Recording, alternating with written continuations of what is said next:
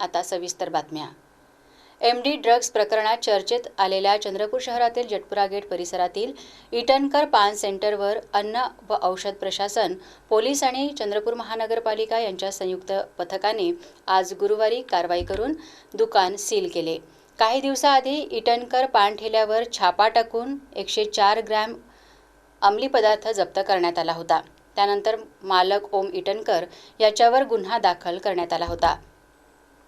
अधिकच्या तपासात दुकानाकडे आवश्यक परवाने नसल्याचे आढळल्याने कारवाई करून आस्थापना सील करण्यात आली।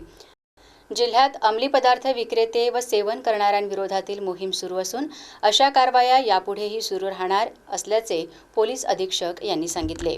26 जूनला एक कारवाई झालेली होती, ज्यामध्ये इटनकर पान शॉप इथे 104 ग्रॅम MD सापडला होता। त्यानंतर आपण त्यांचे मालक ओम इटनकरला आरोपी केला होता। त्यानंतर पाठपुरावा करून आपण महानगरपालिकाकडून आणि फूड अँड ड्रग्स हे दोघे यंत्रणा करून पाठपुरावा केला आपण, आणि हे अनलायसन्स जे शॉप होती आणि त्यांची जे स्थापना परवाना वगैरे सगळे रद्द करून आपण आज त्याची सीलिंग केलेली आहे।